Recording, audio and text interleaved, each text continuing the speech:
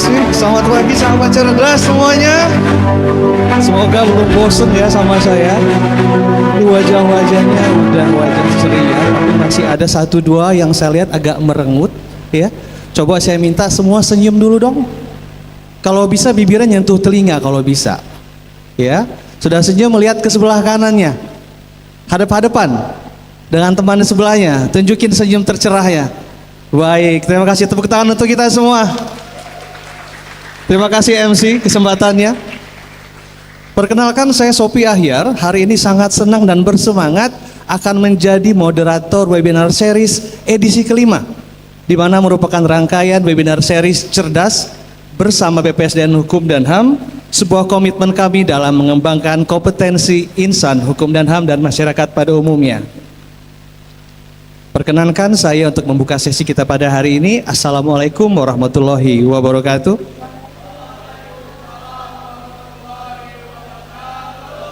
Sebelah sini agak kuat, sebelah kanan agak lemas. Ini perlu di coaching Bapak Ibu. Atau konseling jangan-jangan ya. Assalamualaikum warahmatullahi wabarakatuh.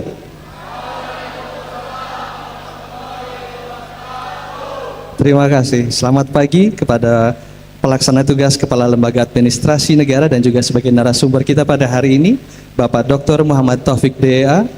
Terima kasih dan selamat pagi kepada Kepala Badan Pengembangan Sumber Daya Manusia Hukum dan HAM, Bapak Insinyur Razilu MSI CGCAE. Dan selamat pagi, salam hangat kepada seluruh peserta webinar, baik yang hadir secara langsung ataupun melalui virtual, baik dari insan hukum dan HAM, instansi pemerintahan lain, instansi pendidikan, perwakilan imigrasi di 22 negara, dan masyarakat umum. Baik, kita tepuk tangan dulu untuk kita semua pada hari ini. Mengingat pentingnya ilmu yang akan kita dapat, kita sama-sama sepakati bahwa kita akan mengikuti kegiatan dengan aktif, handphonenya ditaruh dulu nanti, partisipatif dan bertanggung jawab. Setuju Bapak Ibu, sepakat? Ya. Yang sebelah kiri sehat? Sebelah kanan sehat? Yang tengah sehat? Kantongnya yang tengah ini nggak sehat sepertinya Bapak Ibu. Baik, boleh pantun nggak saya? Boleh ya?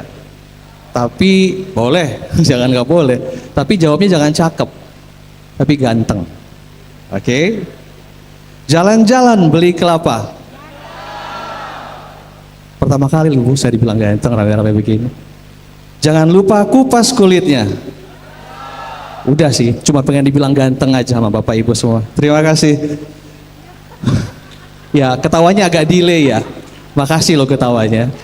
Ini agak gemeter sebenarnya. Bikin Bapak Ibu. Ya, siapa sih yang hari ini pagi tadi memulai harinya dengan cemberut ke pasangan, ke anak, ke kawan kerja, atau bahkan mungkin ke orang yang nggak dikenal di jalan dicemberutin? Ada nggak? Angkat tangan coba. Malu pasti ngangkat. Atau juga mungkin ada yang lesu pagi ini karena lihat saldo rekeningnya agak mendekati batas aman atau mungkin sudah di bawah batas aman. Jadi tinggal 51.000 nggak bisa ditarik lagi, ada? Atau mungkin ada yang pekerjaannya hektik sehingga lupa download sertifikat webinar series 2, 3, dan 4. Pasti banyak, saya tahu itu. Nah, insya Allah selesai materi hari ini, semua akan mendapat ilmu yang tadinya pusingnya banyak, berkurang ilmunya, berkurang pusingnya. Tahu nggak kenapa? Mau tahu nggak? Taruna mau tahu nggak? Ya. Karena di webinar series kelima dengan topik Powerful Coaching, Mentoring, and Counseling untuk perubahan organisasi dan pengembangan kompetensi ASN, kita akan mendapatkan wawasan tentang pentingnya manajemen emosional dan psikis untuk kehidupan yang lebih baik, tidak hanya untuk diri sendiri, dan perubahan organisasi yang lebih efektif. Tepuk tangan untuk saya. Baik, narasumber kita hari ini memiliki reputasi yang sangat luar biasa. Lahir di Magelang 17 November 1967. Saat ini beliau menjabat sebagai Deputi Bidang Kebijakan Pengembangan Kompetensi ASN dan juga ditunjuk sebagai Pelaksana Tugas Kepala Lembaga Administrasi Negara. Pendidikan ini agak tantangan nih, saya semalaman berlatih ngomong ini. Pendidikan formal terakhir beliau adalah program Doctor of Political Science dari Universitas Prancis dengan nama, bismillah, D'études Politiques de Bordeaux, France. Betul ya Pak? Tepuk tangan dong. Lemes banget sih. Beliau memiliki banyak pengalaman dan prestasi skala nasional dan internasional. Salah satunya adalah visiting advisor for State Secretary of Administrative Reform Republic Democratic of Timor Leste. Mari kita berikan apresiasi setinggi-tingginya kepada narasumber kita. Mohon perkenan kepada Bapak untuk dapat naik ke atas. Sekali lagi tepuk tangan, sahabat cerdas.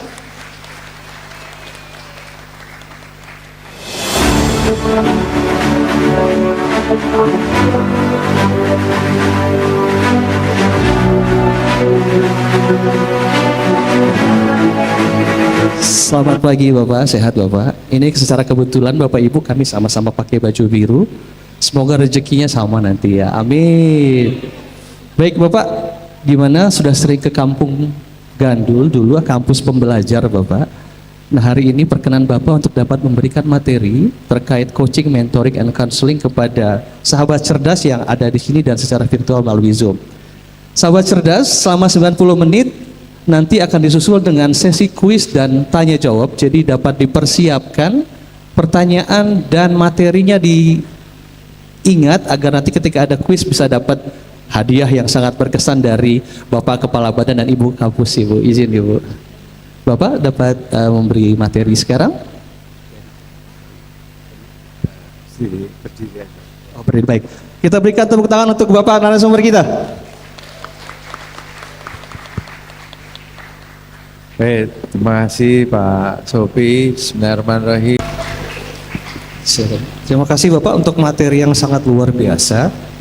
Kita selanjutnya sebelum diskusi ada sesi kuis. Jadi para baik yang hadir di auditorium ataupun webinar silahkan dapat menyiapkan perangkat selularnya atau perangkat laptopnya. Sesaat lagi operator akan menayangkan barcode dan mengirimkan alamat website kuisnya ke kolom chat, tapi jangan ditayangkan dulu. Akan ada 5 pertanyaan singkat pilihan ganda dalam waktu sebelum 3 menit agar selesai dikerjakan. Panitia akan menilai jawaban yang paling benar dan paling cepat. Pada akhir acara akan disampaikan pemenangnya. Oke, operator sudah siap menayangkan barcode-nya? Ya. Silakan Bapak Ibu dapat scan dan mengerjakan cepat, tepat. Ya. Hadiahnya umroh. Umroh ke Gandul Bapak. Baik Bapak, sambil kawan-kawan mengerjakan soal, dari poin tadi ada salah satu yang saya tangkap Bapak lumayan penting, bahwa motivasi itu sangat diperlukan dalam pengembangan kompetensi dan kinerja. Tapi terkadang kawan-kawan atau mungkin saya sendiri, terkadang kami memiliki motivasi yang kurang untuk belajar. Kami terlalu nyaman pada posisi ya udahlah begini-begini saja. Nanti kalau saya belajar nambah ilmu, nanti saya makin banyak kerjaan. Nah itu kalau dari dalam Pak. Kalau dari luar, mungkin dari pimpinan ataupun dari kantor, dia harusnya ikut pelatihan, di cancel mungkin karena dia ada tugas lain yang lebih penting. Kalau bukan dia nanti nggak bisa kerja lagi jalannya. Atau juga mungkin lagi ikut pelatihan dapat tugas lain tambahan. Akibatnya dia pelatihannya tidak fokus karena mendapat perintah arahan ini dan itu. Sehingga berimbas pada dia ikut pelatihan hanya untuk absen, hanya nongolin muka, atau webinar hanya untuk dapat absen di kolom chatnya saja. Nah itu menurut Bapak sendiri bagaimana agar yang bersangkutan dapat meningkatkan motivasi dan menimbulkan kesadaran bahwa saya harus belajar, seperti Bapak tadi sampaikan, bahwa belajar itu wajib. Bagaimana menumbuhkan rasa bahwa belajar itu wajib di diri kami Bapak, mohon arahan. Baik, ini pertanyaan yang bagus, mengapa kita harus belajar gitu ya. Nah makanya kemudian di dalam coaching tadi kan ini, tidak semua orang pengen bergerak lebih.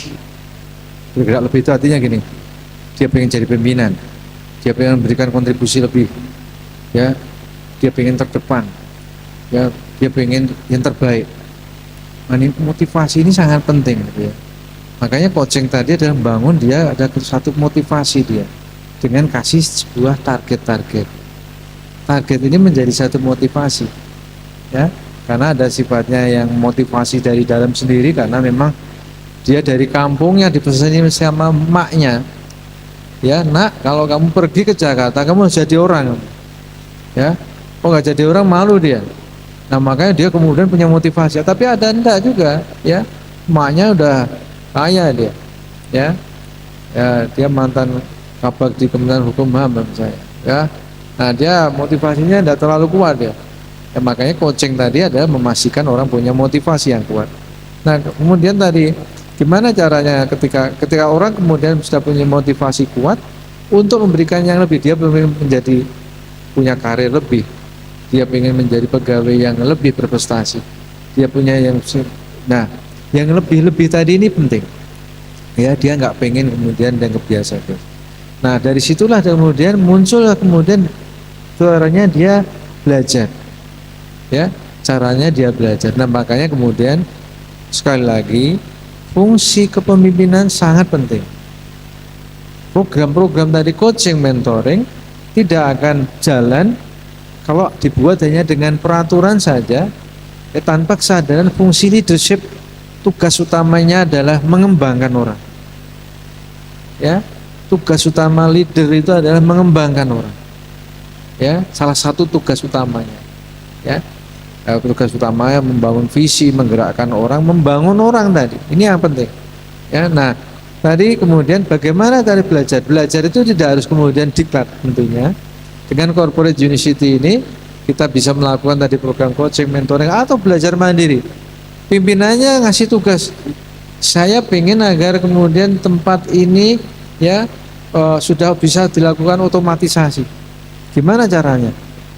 Ya yuk belajar, dilihat di YouTube, ya apa terserah, belajar buku, ya besok presentasi ada hasilnya atau enggak presentasi tapi ada hasilnya. Nah jadi inilah yang tadi fungsi leader sebagai pengembang tadi, kasih motivasi, kasih target challenging, ekspektasinya jelas sehingga dia ada ruangan tadi. Nah leader, ya, tadi tugasnya menginspirasi, memprovokasi. Kalau kita pendekatan leader tadi selalu memberikan instruksi-instruksi, maka dia akan sebatas ukuran kesuksesannya adalah bagaimana menjalankan instruksi. Tapi kalau leader tadi menginspirasi dengan target-target yang tadi menantang tadi, maka dia akan mengembangkan dirinya, ya, lebih dari ekspektasi orang leader. Terima kasih Bapak. Jadi jangan letak pentingnya leader dapat memimpin anak buah itu sehingga tidak menghasilkan hanya anak buah yang siap dulu, yang penting siap dulu, yang pusing belakangan ya Pak ya. Baik, kita memasuki sesi tanya jawab untuk kawan-kawan sahabat cerdas di auditorium. Akan kami berikan kesempatan untuk 3 penanya. Mohon perkenan petugas dapat menyiapkan mikrofon dan memberikan kepada sahabat cerdas yang bertanya. Kesempatan bertanya kami berikan, silakan untuk dapat mengangkat tangan sahabat cerdas. Ya, Ibu Dede, perkenan kawan-kawan dapat menyerahkan mikrofon. Baris depan. Ya, kami persilakan Ibu. Bismillahirrahmanirrahim. Assalamualaikum warahmatullahi wabarakatuh. Yang terhormat Bapak Kabadan dan Bapak Taufik yang sangat apa ya? Yang sangat ditunggu-tunggu oleh kami semua. Ada sedikit pertanyaan untuk Pak Taufik. Yang pertama, tadi kan sudah disampaikan tentang perbedaan coach, mentoring, dan counseling. Pertanyaan pertama, kalau di mentoring itu ada peer mentoring dan group mentoring, kemudian kalau di coach memungkinkan kalau lebih dari 1 itu maksimal berapa kalau untuk kelompok peer atau maupun grup? Oke, sesi tanya jawab kedua yaitu untuk para peserta webinar melalui Zoom. Operator dapat menampilkan layar Zoom. Bagi peserta yang ingin bertanya dapat raise hand dalam fitur React.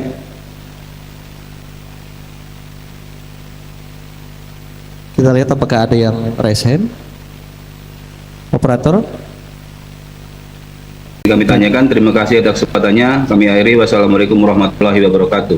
Waalaikumsalam warahmatullahi wabarakatuh. Terima kasih. Pertanyaan pertama adalah bagaimana agar hal yang didiskusikan dalam konseling dapat dijadikan edukasi bagi pegawai lain tapi tetap menjaga kerahasiaan dari yang bersangkutan. Dan yang kedua, dalam coaching di kantor organisasi, siapakah yang kira-kira berhak atau boleh menjadi coaching selain pimpinan? Apakah ada lain pegawai dan atau pihak lain, Bapak? Demikian. Baik, terima kasih Pak Ferry atas pertanyaannya. Yang pertama tadi untuk menjadikan tadi edukasi gitu ya, coaching counseling, jadi coaching counseling gitu ya. Nah ini memang begini ya, terutama yang counseling ini biasanya memang harus nah ini contohnya dari kita sebenarnya co-mentor atau eksternal mentor ya, itu bisa dilakukan tidak harus dengan atasan, tetapi muaranya semuanya ke kinerja ini yang ke atasannya tidak bisa kemudian delegasikan kemana-mana. Tugas utama atasannya adalah memastikan semua pembelajaran berdampak pada kinerja organisasi, ini yang tidak boleh didelegasikan. Terima kasih. Terima kasih. Tidak terasa kita tiba di ujung diskusi sesi pada hari ini. Kalau kita ambil kesimpulan Bapak bahwa coaching itu adalah upaya mengekspor potensi dan inisiatif dari coachingnya, sementara mentoring adalah transfer ilmu dan solusi melalui pengalaman dari sang mentor, dan konseling itu adalah bagaimana mengelola kesejahteraan psikis daripada pegawai tersebut. Kita boleh pantun lagi tapi bilang ganteng ya. Jalan-jalan ke tepi dermaga, melihat ombak berlari-lari. Sesi materi selesai dengan bahagia, ilmu dan wawasan pun kita raih hari ini. Terima kasih. Sesi webinar diskusi kita cukupkan sampai di sini. Tetap bersama kami karena setelah ini akan ada pengumuman dari kuis dan pemenang konten glorifikasi terbaik. Semoga bermanfaat dan sukses untuk kita semua. Wabillahi taufiq wal hidayah. Wassalamualaikum warahmatullahi wabarakatuh. Kami kembalikan kepada MC. Baik, terima kasih kepada moderator Bapak Sopi Ahyar dan juga narasumber yang luar biasa Bapak Dr. Muhammad Taufik DA.